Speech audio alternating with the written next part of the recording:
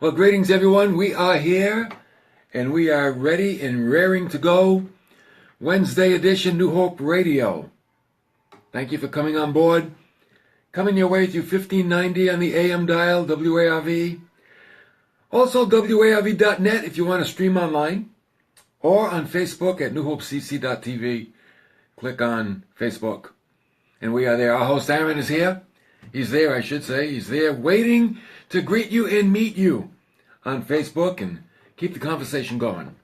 Got a good topic today. I like this series because it's something that I think all of us can identify with. Storms. The storms of life. It's not if they come, it's when they come. We know that. And how do you handle them when they come? And what do you do about them? Is there anything positive about storms? We're going to see today how storms add value to your life. And they can. And we're going to see how that works right here on New Hope Radio. Looking at the book we've been talking about all week, Sailing Through Storms. If you like to read, the messages we're bringing you here are in this book. And like I said, it's good to get two. One for you, to read, write notes, put down your thoughts, and one to hand to another person that might be going through their own storms. Go to inspiringbooks.org to get this book. Inspiringbooks.org, and that's where you'll find that book, Sailing Through Storms. Okay, sailing. Now, let's think about this word sailing. Sailing through storms is not something the average person can do. But it's something that we learn to do. Remember, like we said earlier, the storm makes the better sailor. A sailor that hasn't been in a storm is not as good a sailor as the one that's been through storms. It draws out everything he knows about sailing. So we've seen, regarding sailing through storms, we try to understand the work that they do in our lives. They make us better sailors. They make us better people. We learn that we need to stay steady. What's my number one focus? Stay steady. It's the job of the captain. Keep that ship steady. Steady as she goes. We talked about studying dangerous waters. Remember yesterday, the rudder, not the steering mechanism, but R-U-T-T-E-R, the book that talks about waters that have been traveled by other people. And we've got the Word of God that's all about people that have been through their own storms, and we read their lives and we learn from them. We learn how to sail through waters that we've never been through before.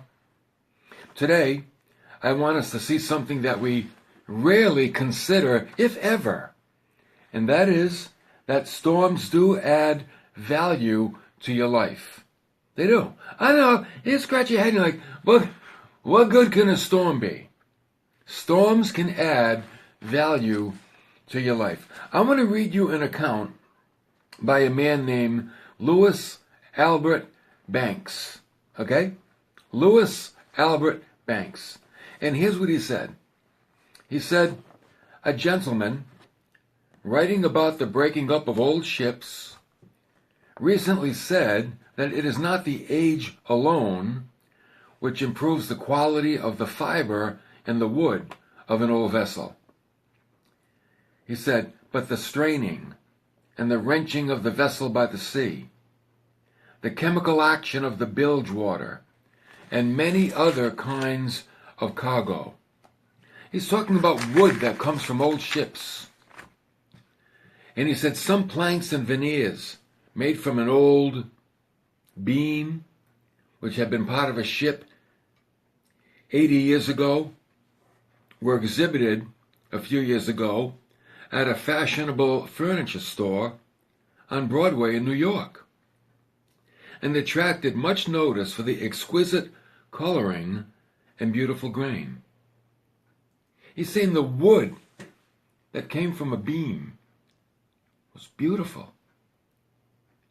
He said equally striking were some beams of mahogany taken from an old vessel which sailed the seas 60 years ago. And the years and the traffic had contracted the pores and deepened the color until it looked as superb in its chromatic intensity as an antique Chinese vase. What's he saying? Many years of hardship on that wood, because it was part of a ship, had added and made it beautiful. He said it was made into a cabinet and has today a place of honor in the drawing room of a wealthy New York family. He says, so there's a vast difference between the quality of old people who have lived flabby, self-indulgent, useless lives, and the fiber of those who have sailed all seas and carried all cargoes as the servants of God and the helpers of their fellow men. Finally, he said, not only the wrenching and straining of life, but also something of the sweetness of the cargoes get into the very pores of the fiber of character.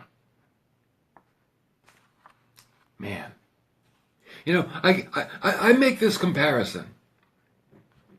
Your life can look either like a beam that was made into a beautiful piece of furniture, and the wood grain and the color was drawn out of it because of the storms and the salt and the hardship of life, and it just made it beautiful. Or your life can look like a popsicle stick. You see a popsicle stick?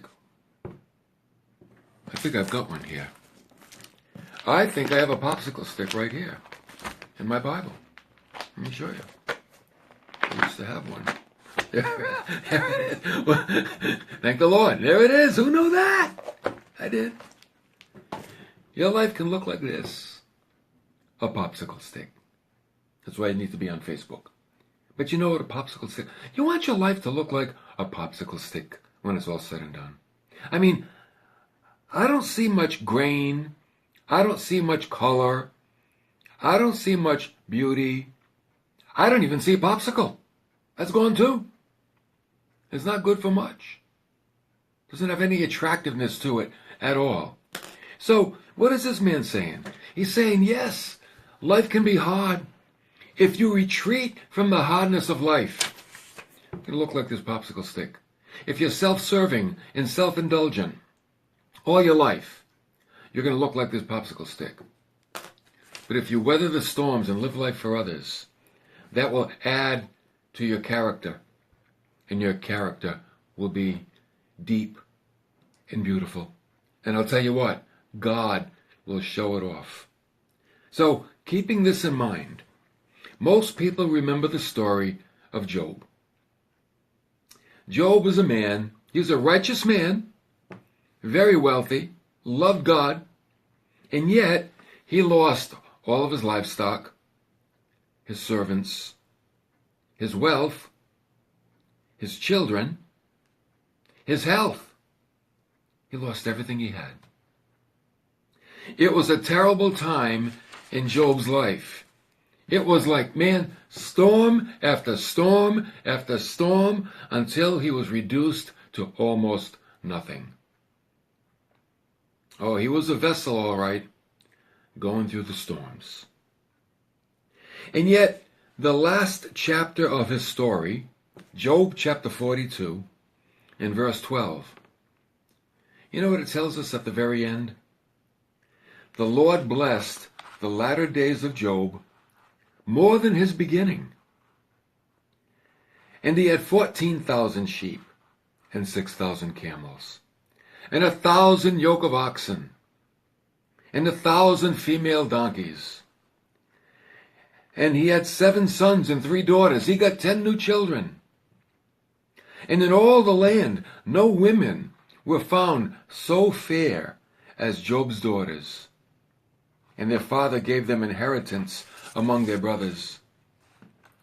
And after this, Job lived, another 140 years.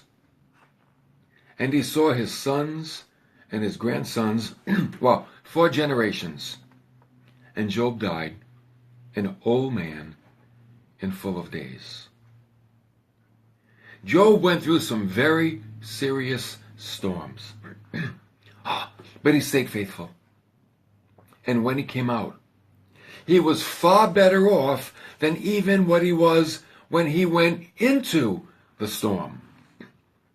What I see in the life of Job is the fulfillment of 2 Corinthians 4:17. For a momentary light affliction is producing for us an eternal weight of glory, far beyond all comparison. There's a great principle that we're going to learn today. It's a great principle. It's one of those principles that, you don't want to forget. You want to write it down on the palm of your hand and don't wash up the rest of your life. And you know what the principle is? Well, it comes from Haggai chapter 2, verse 9. God said, "The latter glory of this house shall be greater than the former." Now, he was talking about the temple. And he was saying, the glory in the beginning will not be as the glory that comes later. And you see, in the Old Testament, God's presence was in a building. That was his temple. But his glory will be greater in the church, which is every believer in Christ. Every believer. What's the church today? It's us as believers. We're the church. And Christ in us is a greater glory than Christ being in the temple in the Old Testament. The latter is greater than the former. Latter, not L-A-D-D-E-R, L-A-T-T-E-R. That which came later was greater than that which came before. Just keep that thought in mind. There's a place in California, maybe you've been there, Pebble Beach. And it's known for its long shoreline of white surf and, of course, its famous golf course. And here's an interesting principle about Pebble Beach. The waves thunder and roll over the stones on the beach day and night ceaselessly. And you've probably been down even here in New England, because we have a lot of beach stones. And the waves come in, and you ever hear when the waves roll over the rocks, they click, click, click, click, click, click, click, click, and you hear them, and they're clicking against each other. And the waves over and over without end. They roll over the stones, and they click, and they bang into each other, and they rub against each other. They're caught in the arms of the waves, and tossed and rolled and rubbed together, clashing. It's like a war, clashing against each other and against the sand. But you know what the result is of all those rocks at Pebble Beach? And the same thing out here as well. That tourists come and they collect them. They gather them up and they bring them home. And you know what they do with those beach stones? They show them off in their cabinets and they place them on their mantles. And they're proud of the beautiful color and the grain and the smoothness of the stones. Now, here's an interesting thing. If you go beyond this place at Pebble Beach, where the stones are crashing and rolling from the waves, you come to a nice quiet place where there's no waves. And you see all these beach stones, just like the other ones. And they sit there in the sun all day. And they joy in existence of peace and shelter from the storms. And you know what? They remain rough and devoid of beauty. They're just rocks. They just lay there. Nothing happens to them. People don't collect them. People don't want them. They see them and it's like, they're just rocks. Nobody picks them, takes them home and puts them on their mantle. Why? They've never been through the storms. They've never been through the waves. They've never been through the friction that the other stones have gone through, which have made the other stones smooth and shiny and beautiful. Polish comes through trouble. Let's remember that. Polish comes through trouble. And here's where some people fail. They go through trouble, and you know what happens? They become bitter. Instead of becoming shiny, they become bitter. Hey, we all go through trouble. We all get hurt. We all get treated badly. But if the end result is bitterness, you'll never become beautiful. Polish comes through trouble. You ever polish your shoes? What is it? Friction. Friction on the shoe makes it shine. The latter is greater than the former. Those stones that were beaten by the waves, and they rolled over each other day in and day out for years and years, the latter is greater than the former. In the words of one poet, "Oh, blows that smite, oh, hurts that pierce, this shrinking heart of mine. What are you but the master's tools, forming a work divine?" See, here's somebody with some spiritual eyes. They see their life and they go, yes, man, I've been beaten, I've been smitten, I've been hurt, I've been broken, but I don't see it as what man can do to me. I see it as God shaping me and molding me into a beautiful vessel fit for his table. Folks, that's how we have to see it. It's the only way you're going to get on in life. If not, you'll stay like that stone. Oh, I just want peace and comfort. And you'll stay ugly. And you'll have sharp edges. And you won't have beauty. And you won't be desirable by anybody. Because bitterness is ugly. Unforgiveness is ugly. Carrying a grudge, ugly. All these things are ugly. And you know what makes people beautiful? When they see with the eyes of God, and whatever happened to them, they turn it into forgiveness and acceptance. And you know what? Like Jesus said, you don't have any sins, you throw the first stone. Go ahead, you throw the first stone. We all have failure in our life. So, it's the course of things in life that make one smooth. The tumults that polish the soul. Where there's always peace, there's no friction to make the shine. What does sandpaper do? Sandpaper makes something smooth. And when I was a kid, I worked in my uncle's body shop. I hated that job. He loved it. He was good. And my job, I'd have to wet sand metal, and get it right down. And I'd get sandpaper and put it in water, and I'd have to sand it. And even after something was painted, you have to get some fine sandpaper and wet it. And yeah, you'd sand what was painted. And you know what it did? It made it shine. See, when something's painted, it's got what's called an orange peel. It looks like it's got a texture to it. So you get the wet sandpaper, 220, very fine. And very easily and very lightly, you just keep sanding and sanding. And all of a sudden, that texture, it starts to disappear. And that metal becomes like a mirror. But what turned it into a mirror? What made it shine? Friction. Friction. What made the wood on that old wooden ship draw out the grain and draw out the color that it looked like marble? You know what it did?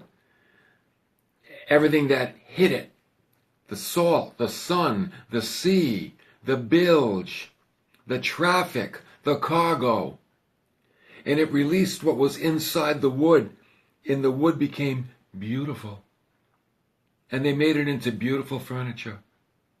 And it was very valuable and very expensive. So what do we have today? Well, here's what we have. Like the sun, the salt, and the straining of the wood, It brings out the beautiful grain to make that very valuable and desirable. What happens with that wood? The latter is greater than the former. When it was in the ship, it was good, but when it was all said and done, it was beautiful. It was phenomenal. Like the life of Job, through his season of suffering. And it was a season. They tell us it was about 9 months of suffering that he went through. And yet when it was over, it brought him more than he had before. With Job, the latter, what came later, was greater than the former. Like the temple held the presence of God. That was awesome. Now, the presence of God is found in every believer. The latter is better than the former. It's greater. Let's go back to the beach. Like the rough, sharp stones are softened and beautified by the crashing of the waves and the friction of stone on stone, the latter is greater than the former. The end result of those stones, they're beautiful and they're desirable. And people collect them and they want them. At the end of time, it's going to end one day. This world is getting crazier, isn't it? It's like, man, what's in the water? People are nuts. But at the end of time, what the Apostle John said? He said, I saw a new heaven and a new earth. For the first heaven and the first earth had passed away. And the sea was no more. And what is John saying? The latter will be greater than the former. That God's going to make new heavens and a brand new earth. And it's going to be better than the one that we're in right now. The latter is greater than the former. Now let's make it personal.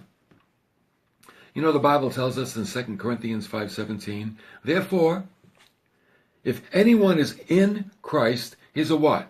A new creation. And the old has passed away. Behold, new things have come. The latter is greater than the former. When you were without Christ, you were, all right. But now that you have Christ and he's in you, you're a phenomenal person. You have the righteousness of Christ. You have God's forgiveness and God's acceptance. You have a place in heaven. The latter is greater than the former.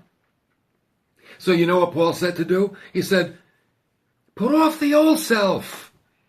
Don't live in the former, which belongs to your former manner of life. Why? Because it's corrupt through deceitful desires.